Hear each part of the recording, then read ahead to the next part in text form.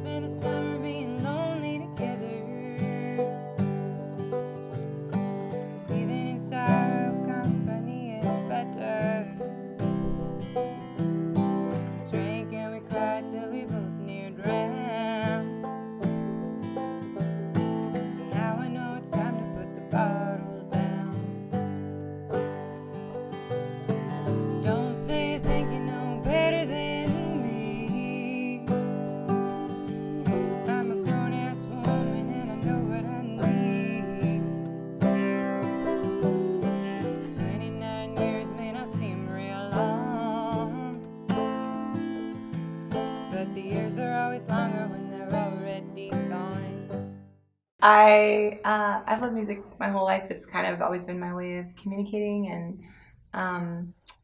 my mom kind of always jokes that I was singing before I was even really talking. So I just really connected with music from a really young age, and went on to start writing my own songs at 8. And I don't know, some people keep journals. I just write incredibly hard on my sleeve songs, letting the whole world know exactly how I'm feeling at all times. Kind of had a musical family. My mom taught piano, and so when my sister and I have an older sister, and when we were like of age enough to show interest in music, she made us go to someone else for piano lessons because she didn't think we would take it seriously if it was from mom. So I started with piano lessons, and then eventually I decided, apologies to any piano players out there, but I decided guitar was way cooler, and piano was too dorky, so I switched to guitar, and a bunch of things happened, and then I found pedal steel and banjo, and that's what I do now.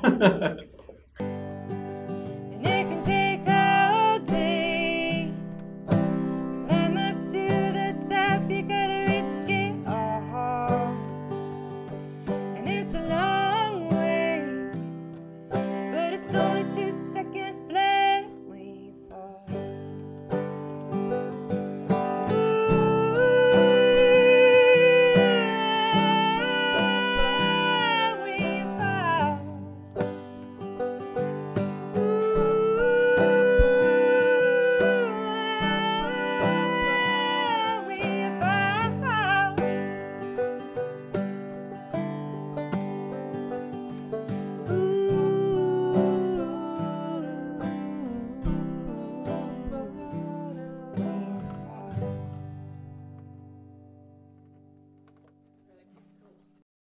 We met via Craigslist.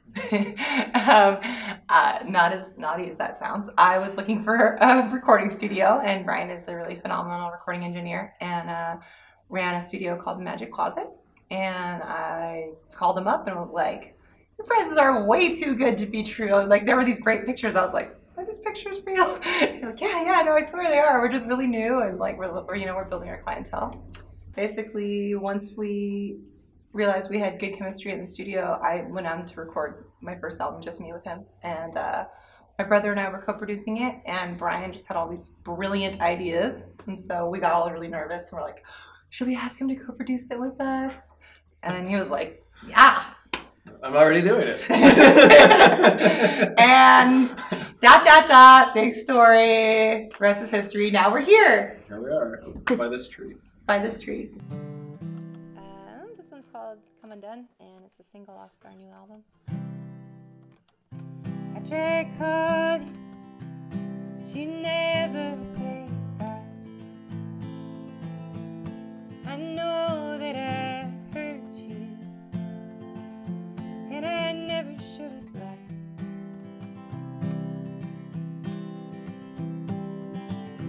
Hope you won't hold it against me. I can't seem to sit still.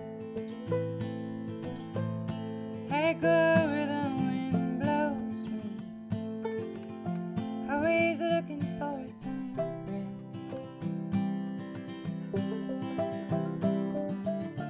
You ought to know by now that I was born to ramble, always looking for some new kind of sign, some kind of change that even I can't seem to handle.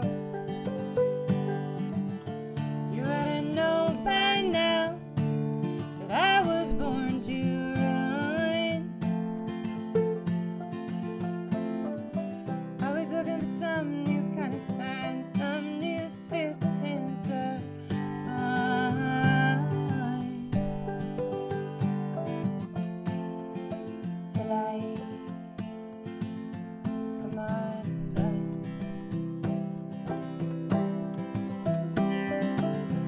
I wrote all kinds of letters, but you never wrote back.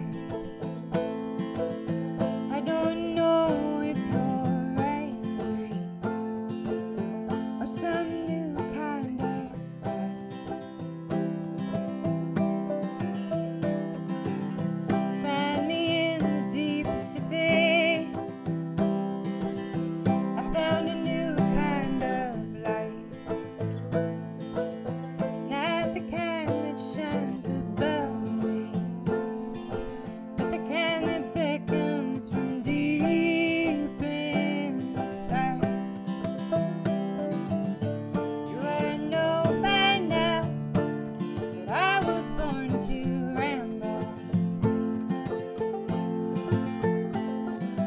always looking for some new kind of sign, some kind of change that even I can't seem to handle.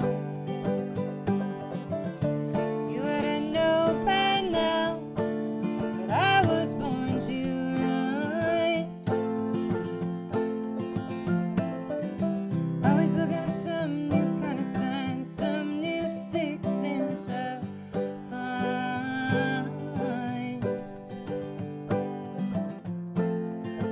Till I come undone, just till I come undone. But I know that yes, even I will come undone.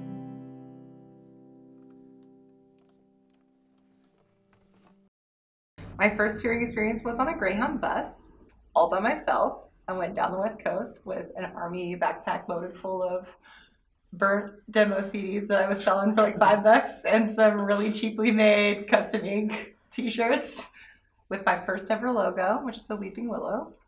And yeah, this was before smartphones, so I had like every single bit of directions and phone numbers and everything in this little tiny notebook, which I realize now, like if I had lost that notebook, like I would have been really screwed. Like it was just like me. I was 18. I hardly knew anyone. I was going to stay with like friends of friends, strangers, some MySpace friends, which I'm looking back and I was like, that was really dangerous, but they ended up being great, so I'm alive, so that's good. We've done that a lot. I mean, stayed with strangers. You know. I know. It's always Well, I been mean, I'm fun. just saying in the beginning, I was Yeah. all alone. I was an That's 18-year-old true. girl, like traveling via Greyhound. But anyways, I survived. It was great. It was a really good learning experience. Just in life in general, not just as a touring, just it was a good life experience. I will say I've refrained from traveling by Greyhound bus since, but I'm glad I did it. We super lucked out as far as the dynamic between the two of us. We are best friends, like first and foremost, and then we love making music together, but there's like a lot of freedom with the kind of the way we approach the fact that I'm the songwriter and Bryan does a lot of the arrangement and brings these elements of, you know, what direction do we want to go with this, both for the live soundscape and then when we get in the studio, that's a whole nother thing. It's like, it's such a fun thing to watch the songs grow.